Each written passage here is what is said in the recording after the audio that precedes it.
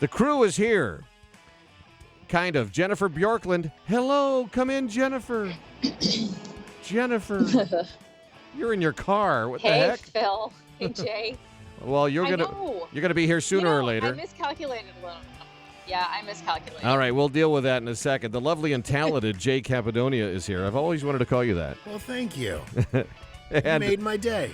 And weathering the volumes of email about his first full day on the podcast, Chris Martin has returned to do sports. What's happening? Hey, Chris. Hey, what's happening, Jen? Like us on Facebook at facebook.com/Phil Hulett and Friends. Send us an email, feedback@philhulettandfriends.com, and other ways to connect, which we will explain to you a little bit later on the program. So, it's been a week. We all survived. It's a Wednesday edition. So it's been less than a week, Phil. Actually, it has been less than a week. It feels a little strange to be here early, I must say. Yeah, but it's nice to see your face this early. Really? Yeah. As opposed to what? As opposed to, Skyping from the freeway. Hey, you know what? I'm giving it my best shot. I had a dentist appointment in Santa Monica at 2 o'clock. How many Who cavities? knew it was so far away? How many cavities, Jen? Well, I just had one. And this was the second Ew. point where they're just jamming the thing on top. But it took like an hour because, when your tooth is too tall and they have to grind it and stuff? Oh my God, no. Stop talking. You had a snaggletooth? Yeah, I did. It's the time of the show when we normally do your news segment. Are you in the least prepared to do a story or two? Yeah, sure. I can go off the top of my head if Jay will indulge me, because I know he knows a lot of these stories too, and he can fill in the pertinent details like people's names and stuff. Do it. Oh, and by the way, Jen. You've got the Google machine there, right, Jay? Yeah. By the way, Jen, I spoke to Russ Monson. He's the guy that composed and performs the theme song for the show, and he is working on a special news sounder for you.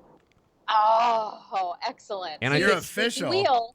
Yeah, and I think it has one of those it has one of those ding ding ding ding ding ding ding ding ding ding ding ding, only more of like a guitar kind of thing, like YYZ from Rush, the beginning of that song. There you go. It's the same kind of beat. Ding ding ding ding ding ding. That's funny. Oh, I'm excited. There you go. Excited. Well, I can tell you. Here's my top story right now: is the traffic. The traffic. No. But if you can see on the podcast, if you can see in the video, the beautiful sunshine streaming through my windshield, and know that Camarillo, California was again the hot spot today in the country with 84 degrees as the high, while we're withering away. And the governor gave the State of the State address where, he says, hey, things are great in California, except for we're about to have this terrible drought and we haven't had any rain and it's going to be awful. And we have fires. Meantime, the rest of the country is freezing again. All the flight cancellations happen again for the second straight day. The Northeast is digging out from under their wintry mix that was dumped on them. And I got to tell you, did you know there was a blizzard warning for Cape Cod today? No, Cape Cod? Went through the afternoon, yes. Boston got about 4 inches of snow, but some other places got about 18 inches. So the whole entire Northeast is struggling. Again, meantime, it's like beautiful sunny weather. I've been having to get up before dawn to actually run and hike with my dog where it's not too hot, where I worry about him getting overheated and heat stroke. Yeah. So that to me is the top story. Also, you touched on the thing, Phil, with the big waves hitting Oahu. They're hitting the West Coast here too. Oh yeah, we've got some. I know you guys know. Oh yeah. In fact, Jay, didn't you tell me you might drive up north and see a little Mavericks action? Yeah, Mavericks is this weekend. Big surfing competition. 10 to 15 to 20-foot swells up in Northern California. Down here in Southern California right now, we're getting 10 to 15. And then, like, if you go South San Diego, like Ocean Beach down there in that part of the town, averaging 12 to 15. And lifeguards are having to pull people out of the water because idiots are going down there saying, oh, I can do it. I saw it on TV. I know how to surf. Oh, yeah. Are you kidding me? Hey! Jen's here. Look at this. You even stopped for pastry? Yeah, we need some estrogen in this room. Turn on your mic, for goodness sakes. What the heck? She walks. Just leave it off. She walks in with cupcakes straight from the dentist's office. You know what? No wonder you had a cavity. Your teeth look great, by the way. Thank you. Yeah. You want to see My new- dentist has a wanna little see my toy new filling? closet. And I get like a little, like bubbles or something like that. You get like a lollipop. I actually don't cupcakes? go to the pediatric dentist anymore. Actually, I was thinking about bringing these cupcakes to the dentist, and then one of my friends said, "Who brings sweets to the dentist?" Yeah, I know, right? So these are actually because I missed your birthday last week. Oh. So I baked these just for you. Look at that. You're the cupcake princess, aren't you? Yeah, Look at they got a little that. melted in the car. Oh, what are they? Are they all the same? They're all the same. They're chocolate. Okay, I'm going to have to eat one. Damn. Wow. Here, you guys try. I'm out of breath. You made it, though. jacked. We're into sports already. But yeah, before we get back to sports, Sorry, Chris. show us your feeling. No, that's right. Okay, try it here. Yeah. Oh yeah. Oh, it's nice Wait and a minute. white. Which You have the which whitest teeth camera? I've ever seen. Which camera, Mike? Right there. Can you see it? I go all the way to the west Damn. side, which can be an hour and a half drive. West Side, Los Angeles. Got to give a plug. Yeah. Greg Stern, best dentist in Really? all of Greater Southern What's so California. good about him? Well, look at my teeth. Oh my God. Yeah, they I do mean, look right? good. And look at And he filed down the snaggletooth. Well, did he do got that about he on got the about house? halfway there, and then I was like, you know what? I gotta run, so I'm gonna have to go back. I think. Oh. Oh my God. Was that on the So house? I go though? with. Well, no, it's when they put. This is so boring. I'm there- telling you about my teeth. When they put the. It's okay. I'm eating it's crack. like a partial crown. Yeah. I know you guys eat. I'll Oh talk. my I can God. talk. Did you get one, Chris, or are you No, on a I'm gonna special grab one diet? now. I thought I was still in the middle of a sports report. He's got to maintain his, Yeah, they're I'm I be- can't pass I'm much on better that. dark looking than you. chocolate. How does that, Mike Stark, grab Like, a you got to cupcake? grab one of these. Yeah, they're good. How in the world They are does the so I moist. drink the them? cakey good. part of the Oh, wow. cupcake just melt in my mouth? How does Yeah. that happen? Yeah, that 'cause was I baked phenomenal. Them. I baked Are them. these I have made- a Did a secret hell of a ingredient. job. What is Thank it? you. Butter? No, there's no butter except for in the frosting. You know what I do? I put black cocoa in there. Oh my God. Black cocoa. Thank you. I know what you're going to do from now on. Bake every Bake week. for you. I'm all guinea pig. All my newest treats. That guys. was, oh, hell yeah. I am so down for that. This is officially the baked version of Phil Hulett and Friends. I grew up surfing. You surf, right, Chris? I don't. I've surfed a couple of times, but it takes a lot of time and a lot of practice. I haven't surfed in a while, but I had all the surfer and surfing magazines and always the pictures of Hawaii, Pipeline, Waimea, Sunset Beach, all these different pictures, and just dreaming about surfing in Hawaii. This week, the North Shore of Oahu is seeing some of the biggest and most dangerous surf folks over there have seen in a while. As dangerous as it is, there are big wave surfers waiting for the signal to drop in. Jodi Wilmott is a big wave event organizer on Oahu's North Shore, working with the Quiksilver in memory of Eddie, and I'm going to get the name wrong, Aikau Big Wave Invitational, and she joins us live from Hawaii to, first of all, correct me on Eddie's last name. Hi, Jodi. How do you say it? Well done. You actually got it right. Aikau. You pronounce all the letters, essentially. Well done, yes. Thank you, Jodi. Okay, first of all, how big is it out there today? And is today the peak of the swell? The peak we're actually expecting to come through later this evening. Very high surf. We've got wave face heights in the vicinity of around 40 to 50 feet today. And also a very high wind advisory now in effect here. We're expecting wind gusts out of the northwest, which is onshore for the North Shore, up to 40 miles an hour. So that's really compounding. And we're seeing very high tidal surges and just a compounding of wave on top of wave and run up into hundreds of feet across the North Shore Kamehameha Highway and into many of the beach parks. Even Haleiwa Boat Harbor out here on the North Shore was completely washed out today. A lot of boats being removed and a lot of people trying to secure those which could not be. Yeah, and if you're driving on the Kamehameha Highway, there really aren't a lot of options if something's washed out. You just more or less have to camp out.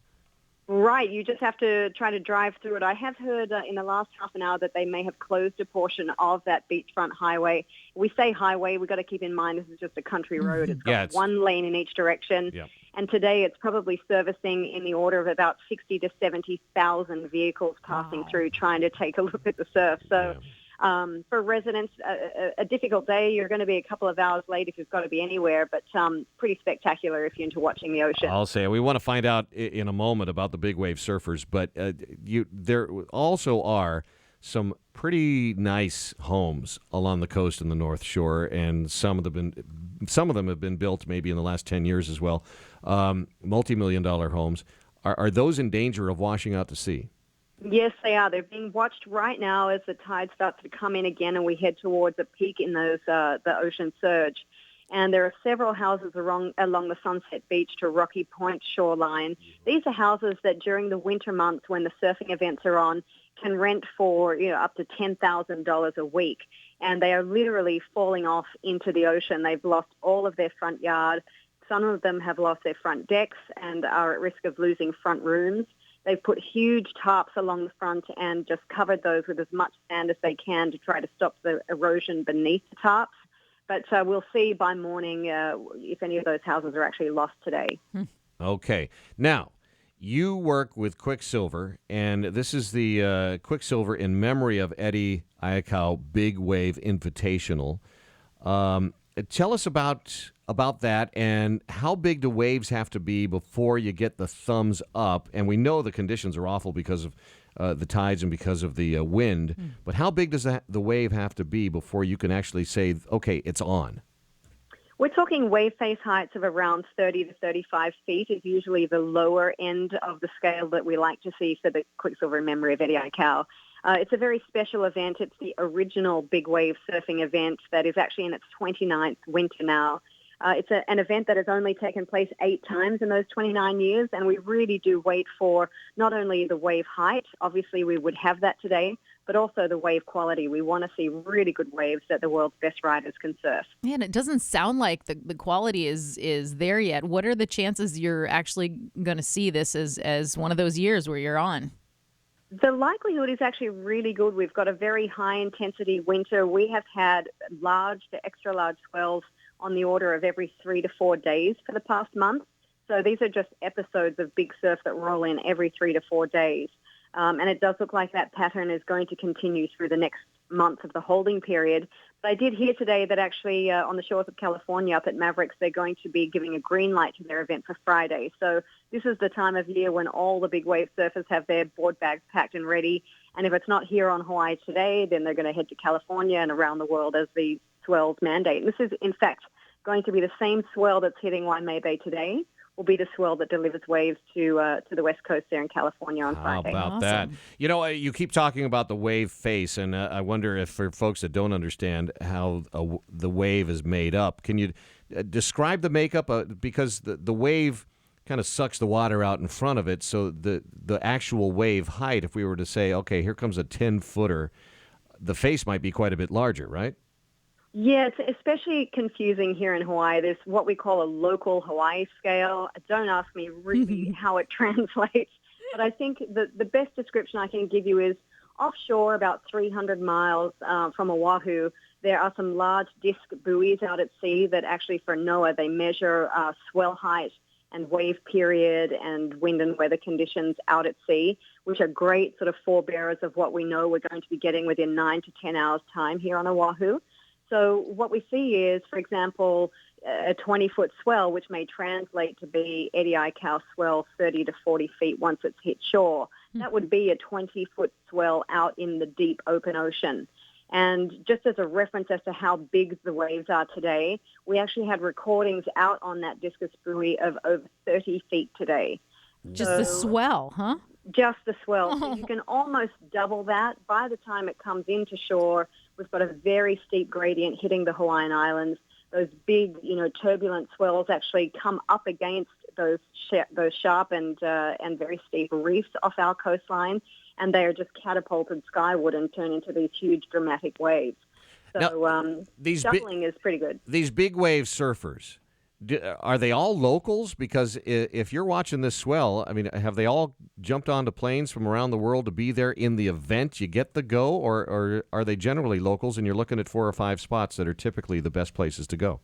No, they do come from all around the world. So you're looking at South Africa, Australia, Chile, South Africa, Europe. There are surfers from all around the world that are at the top of the game. Are they in town now? They are in town now, and this evening and tomorrow morning they'll be flying out for California and trying to catch the swell on the next coast. My goodness, it's dangerous business too. Yeah. And this is tow out, right? Or tow in? No, tow in. Tow in is out. They have to. Explain the rules then. Do they have to paddle? It's all manpower. Yeah, they'll be paddling in. They've got surfboards in the order of 10 to 12 feet long. Very, very streamlined surfboards. And when these swells actually hit the shoreline, they can be traveling at around 20 to 30 miles an hour. So it's you got to precariously balance yourself right at the peak of that wave and paddle yourself over the edge to get into it. And I think what's really interesting about the big wave riders who feature in these events like the Eddy is that it's a sport where you don't have a private arena where you can go and practice. And it's a sport where sometimes you may only find swells in that sort of 30 to 40-foot range half a dozen times a year. So you're not guaranteed a playing field. You're not guaranteed somewhere to rehearse. You've got to stay fit. You've got to stay ready. You've got to stay on top of your equipment, even if it's months in between goes. Yeah, it's crazy. Hey, Jodi, is it just the North Shore that is experiencing this type of activity over there, or what about some of the other islands like Maui or Kauai or any of those? Are they experiencing the same type of waves? Yes, all of our shores are being affected. For example, on Oahu, even the South Shore is such a massive swell episode that it's wrapping the whole way around the island. Wow. Kauai is being heavily affected on the north and west shores, all of Oahu, Maui's north and west shores, and all the way down to the Big Island. Once you get down to the Big Island, it has degraded somewhat. It's down to about 12 to 15 feet down there. I want you to tell the story of Eddie Aikau, because he's a legend on the island, and I think surfers know about him. He may have even been on the cover of one of the surfing magazines in recent weeks, because it's a pretty compelling story of a very heroic guy, right? Yeah, a really interesting guy. On some levels, he was just a very normal, easy to get along with Hawaiian. Actually had the good fortune of growing up a little bit with him and his family. But, he was the first lifeguard and kind of self-instated lifeguard on the North Shore. He used to surf the breaks on the biggest days so often that he realized the need for it and wrote to the city and county of Honolulu saying, I would like to be the lifeguard out here at Waimea Bay. I'm saving lives already. Why don't you just put me on the job, which is what they did. And he saved in the order of hundreds of lives during his tenure at Waimea Bay. And in the course of that, he was also in the early years of professional surfing, traveled around the world to places like South Africa and Australia and Brazil, competing in early day events during the early 70s. And, in fact, won some major events that are still alive today, like Sunset Beach, never at Waimea Bay, but that was really the home of where he liked to surf. And the reason why we have the wave height stipulation for his event at Waimea Bay is that was really the realm at which Eddie kicked into gear. If it was less than 20-foot open ocean swells or, 30-plus foot spaces, Eddie would sit in the channel and keep an eye on other people who were surfing and make sure everybody was safe and sound. And then once it stepped up to that really outside realm of big wave riding, then it was his turn on the peak. And he was known to ride Waimea Bay flawlessly. And at a time where, we didn't have all of the access to major surf breaks that we have today. And at that time, Waimea Bay offered the biggest waves anybody knew on the planet. Yeah. Tell us about the last day anybody saw Eddie alive. Yeah, he was actually, some people have said he was lost on a canoe or canoeing. What it is a big double-hull voyaging canoe, which is how Polynesians first came to Hawaii. And there was a recreation of that canoe made. It's called the Hokulea. And a very select crew were chosen to voyage on that boat from Hawaii to Tahiti back in 1978. It was actually the second voyage that they were making. Eddie was chosen as an exceptional waterman, also for his lifeguarding talents, and just as a Hawaiian who was incredibly passionate about his culture. And the Hokulea is all about, taking Hawaii's culture and Polynesian culture to the world. So he was on that voyage. They took off in very heavy winds. A large swell kicked up. And out in the channel just off the island of Molokai, during the night, they were swamped. And by morning, they were way out of shipping lanes, didn't have an opportunity to see any air traffic flying over. Their flares were not answered, and Eddie pretty much said that he was heading for land. He pulled off his paddleboard, and even though the captain didn't want him to leave the vessel, he did, and he paddled off, and that was the last time he was ever seen. So definitely heroic. He was all about his people, the pride of his Hawaiian culture, and he wanted to see not just his crewmates, but also the culture that was represented in Hokulea be salvaged and saved and forge on for many years to come. And so that is happening. In fact, the Hokulea in April will be heading off on a worldwide voyage that will take several years. And he's also alive, his spirit also alive through his own event, the Quiksilver in Memory of Eddie Aikau. So pretty beautiful story. It sure is. And we have a link to the Quiksilver in Memory of Eddie Aikau Big Wave Invitational on our links page at philhewlettandfriends.com. And follow the hashtag Eddie Would Go on Twitter. Give us a background on the hashtag. Eddie would go. I think that refers really to, again, that massive size of surf. When no one else would go, Eddie would go. So it's pretty inspirational and kind of a call out here for many different things in Hawaii. And I think it's a message that's traveled around the world now, which is pretty nice. We'll be following things there on the North Shore, Jodi Wilmott. Hopefully they can pull this off because we'd love to see some big wave riders. If not, we'll have some up in California this weekend and then get back to the North Shore when the time is right. Thanks so much for spending some time with us and telling us all about Eddie. Thank you. We'll stay in touch with you. All right. Thanks, Jodi.